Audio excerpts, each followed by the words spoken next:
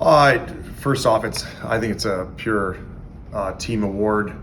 Feel really fortunate as a coach, to come here and the support that we have with Washington Capitals, the Hershey Bears, and the front office here.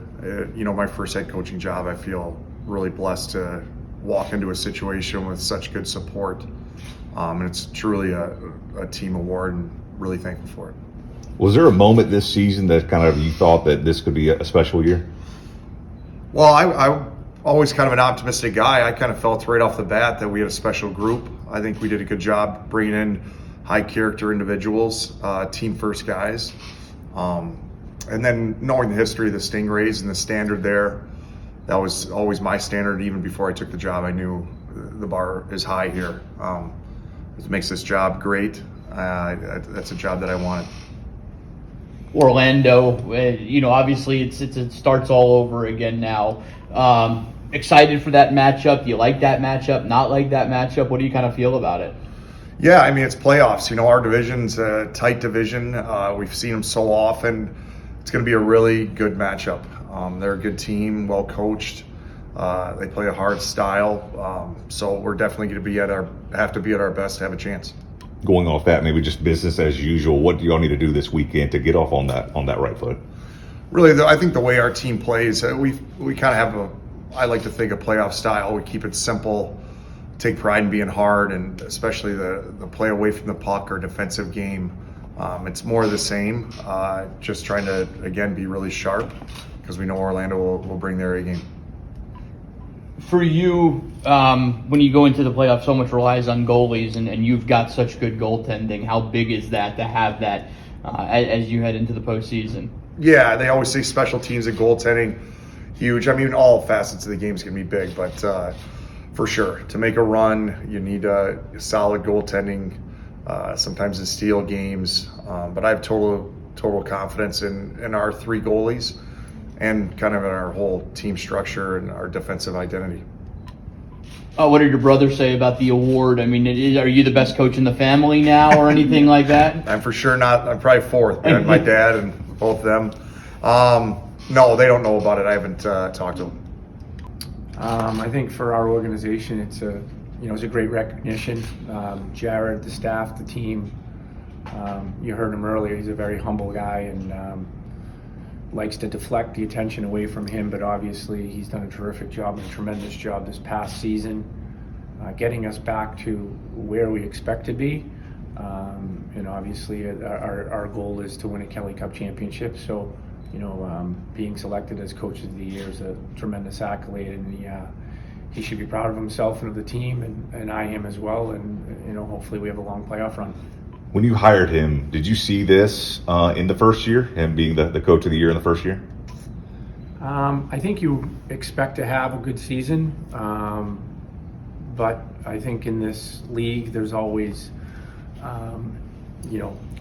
speed bumps along the way with guys being injured, call-ups, and things like that. And I just think that he's been able to handle everything and anything that has happened this season with a great deal of pride. He's a great communicator. He's somebody the guys he can relate to the guys, and they can relate back to him, and he's been fair, and it's been a tremendous honor and a lot of fun to be behind the scenes to see what most people don't get to see on a daily basis. He's very hardworking, detailed, a person of high character, and I think this summer when we were talking about the type of players that we wanted in here, we didn't want 20 guys that were the same type of player, and he did a terrific job of building our roster to have players that play specific roles. We've got back to a team that has been hard to play against, a physical team. I think we led the league in majors. I think we led the league in penalty minutes. Defensively, strong mindset first and foremost with a skilled forward group. So it's going to be a fun playoff to see what we can do. What would it mean to you personally if, obviously we know he wins this and Spence wins the Jack Adams. What would that mean to you personally? Me personally, I think it's not about me. I think it's a great recognition for the organization. I think what we try to do is hire the right people to come in here and give them an opportunity. And with those two guys, I think you guys know them better than anyone else. I think first-class people, great hockey minds, great hockey coaches, with an expectation of high work, high character, and I'm proud of them. But I think as an organization, I think it speaks volumes of how we try to do things here. You mentioned kind of the long, I won't say layoff, but the long time since y'all won a Kelly Cup. Obviously, with how the season's gone, especially end of the season, you have to feel good about how y'all are playing heading into the playoffs, right? Oh, for sure. But playoffs are so different than a regular season. I think we're all proud of the accolades and the achievements that we've had during the regular season. But our division in general is traditionally the strongest division in the ECHL, and I anticipate that this playoff series versus Orlando is going to be very challenging, and it's going to be very difficult. You need big saves, you need timely scoring, you need bounces, you need breaks, you need a lot of different things to happen throughout the playoffs in order for things to go your way. You need guys to stay healthy. So I am proud of our accomplishments during the regular season, as is Jared, but I think we've turned the page in terms of getting ready for an Orlando team that's going to be hungry coming in here. How important is it to have that three-tier organization? And good. I can't say enough of the respect and belief that the Washington Capitals, the Hershey Bears, Jason Fitzsimmons has in us and in the ECHL in general. The ECHL, I think, for years was thought of as a place where NHL contracted players who haven't necessarily been ready or proven themselves in the AHL is not the best place to go. I think if you look at our roster this year, I think at one time we had 5 NHL contracted players on it.